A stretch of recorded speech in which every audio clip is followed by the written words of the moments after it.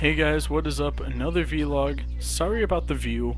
Um, I believe I posted a bulletin a long time ago saying that my webcam was out. And I used my netbook because I had a built-in webcam. That's how I made all my videos. But basically, I downloaded a very bad copy of AVG onto my netbook, and I had to send it back to get fixed. My aunt said she could fix it. She couldn't, so we actually have to send it back to Acer for them to fix and send it back to us, and it's going to cost me $30. But that's neither here nor there. Anyway, the point is, I just want to say I'm back, and let's just jump into some news right off the bat. Like I said, I'm sorry that it looks like I'm extremely close to the webcam, when yet my webcam is actually pretty. There's a good far distance between me and the webcam, and this is the farthest I can make it, so deal with it. Anyway, the main news story that I really wanted to talk about in the world of wrestling is Sin Cara, however you want to say his name, formerly Mistico in the Mexican wrestling scene. I'm from the States here. I don't know Mexican wrestling. I want to be honest, but if it's not televised, I can't watch, and I don't watch. I honestly just don't make that extra effort unless if I extremely want to see it. And don't get me wrong, Mexican wrestling is something that I've always wanted to see. And why is my mic so loud? Hold on, I'm gonna fix that 1 second. Okay, it's a little lower. But what I like about this is that they're acknowledging him as Mystico, when in reality he is a new character, Sin Cara. I don't even know if I'm saying that right, which means faceless in Japanese or Chinese or something with the knees. I don't know. Now, a lot of people are saying, well, I hope he's on SmackDown feuding with Rey Mysterio, Alberto Del Rio, Christian, those kind of high flyers, and ultimately I can understand that, but at the same time, I think to myself, no. That's the obvious route. In my opinion, if I was Vince, if I was anyone in charge, I would send him to Raw to face Evan Bourne. Even if it's a face on face, who cares? Those two are gonna light up the place.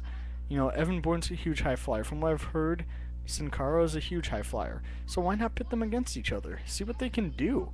And if anything, it's perfect timing because Evan Bourne just came back from injury. So will that happen? Probably not. They'll probably toss him on SmackDown. I I'm expecting him. Maybe he'll even debut at WrestleMania. That'd be pretty cool. But who knows?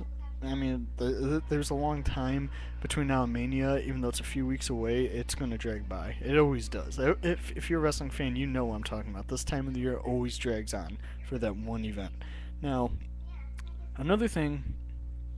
Oh, excuse me, I just had some pop. Anyway, the next thing I want to talk about is The Rock. And this is something I honestly did not want to talk about because, okay, when I think The Rock, I think a guy with charisma. I think a guy who has a very loyal fan base.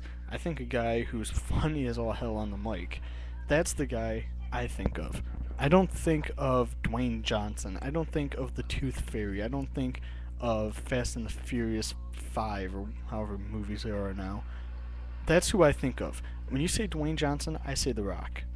When you say the Tooth Fairy, I say WWE Champion. That's the guy. But I'm going to be honest. His whole comeback, if you want to call it that, is, to me, I'm losing respect for The Rock gradually. And that's something I don't want to admit, and I'm sure a lot of you out there are half and half on it, but here's my main legitimate gripe with The Rock, is that when he appeared via satellite on Raw, was he said, finally, The Rock has come back to Buffalo. And a lot of people started booing because he wasn't actually in Buffalo. He was in his home in LA via satellite. Now, I give him credit for what he said, saying that WWE is in his blood and that his father and his grandfather were huge influences, and that's how he responded to Cena. Now, ultimately, that it was a great, well thought out promo by The Rock, and I see what angle he was going for. I wasn't buying it, you know. Um, he comes, he says that he's here to stay, he's here for good, and he's not leaving. I find that hard to believe, because I'm talking to more and more wrestling fans about this.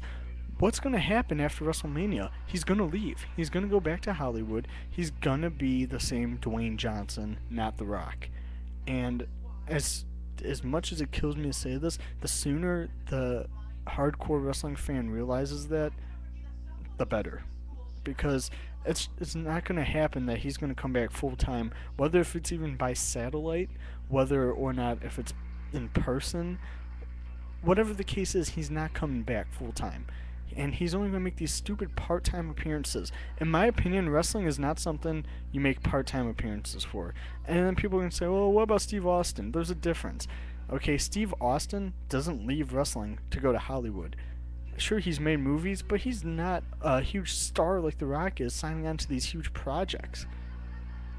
Austin's just a guy who's been in a few movies, sure, but it's a lot less painful for when Austin comes back, because Austin is always going to have that loyal fan base. You can tell wrestling is Austin's life. If that was the case for The Rock, he showed a hell of a lot more than what he is. So I have a very hard time buying The Rock. But at WrestleMania, if The Rock meets John Cena, like both of them say they are, they're going to say The Rock wins that. And I say The Rock's going to win that. I don't want it to at this point, and I'm going to be honest, I am a typical wrestling guy. If you're a true wrestling fan, you do not like John Cena. I mean, there's all the common complaints. He does the same 5 moves and blah, blah, blah. Look, I have the utmost respect for the guy. He's one hell of an example setter. I mean, doing all these movies while still on the road with WWE, that has to be hell for him. But does he care? No. I mean, the guy's put out records, he's done movies, commercials, he's been on TV shows. The guy, he shows no mercy, and for that I respect him. Okay? But I don't like him.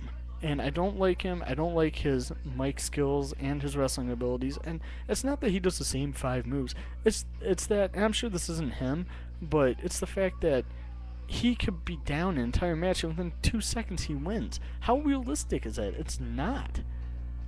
But see, that's the thing with not just WWE, but anyone in general, is that if you own a wrestling company, all you got to do is, well, basically find a guy, put your franchise tag on him like they did Cena, and make him into that huge star, and that's what WWE did. So I commend them for that, definitely. I just don't like the fact that at times he kind of oversells, if you notice. I mean, if he's down and out, he'll flop around a little bit. And it's like, dude, I don't know if that's just his way of wrestling, and if that's the case, then it's fine. Disregard what I'm about to say. But if that's you being a total jackass, I would never want to work with him. Now, obviously, I don't know what the case is, but so I mean, I can only offer you my insight, but it is what it is. Take it with a grain of salt, I guess. Now, one other thing is, the last thing I want to talk about is finally, Sting has returned to TNA. It hasn't aired yet. Spoiler alert, whatever. Even though I already told you guys. But Sting is now officially a part of the TNA roster once again. He debuted. I didn't watch the whole thing because I had to get ready for work, but Jeff Hardy came out, and then Sting came out. They mocked 22111 with 3311, and I'm like, dude, TNA, you're pathetic. I mean, I'm rooting for TNA because they're going to be because they're the underdog, and it'd be amazing if they gave WWE a run for their money. But the rate they're going, they're not even close. You think ECW got as far as what they did for mimicking WWE every single episode? No. All ECW did, they took guys that were not well known whatsoever. Rob Van Dam, little known fact, wrestled in WCW before ECW. And when he got to ECW, they just made him a huge ass star. when Steve Austin came to ECW, he was already a semi well-known guy from WCW, but they basically took that and they chucked it out the window. They came up with this new persona for him, towards he's pissed off about WCW, so he's mad at the world at ECW, so he's gonna mock them out of his own, anger. And that really was the first that ECW really had ever went. Sabu, he's a star for being a maniac. They made Taz a star. Um, Mike Awesome bounced around a little bit, but he was a huge ass star in ECW. And the reason why I'm saying that is because if TNA wants to be the underdog that scores big, ECW is always going to be that prime example.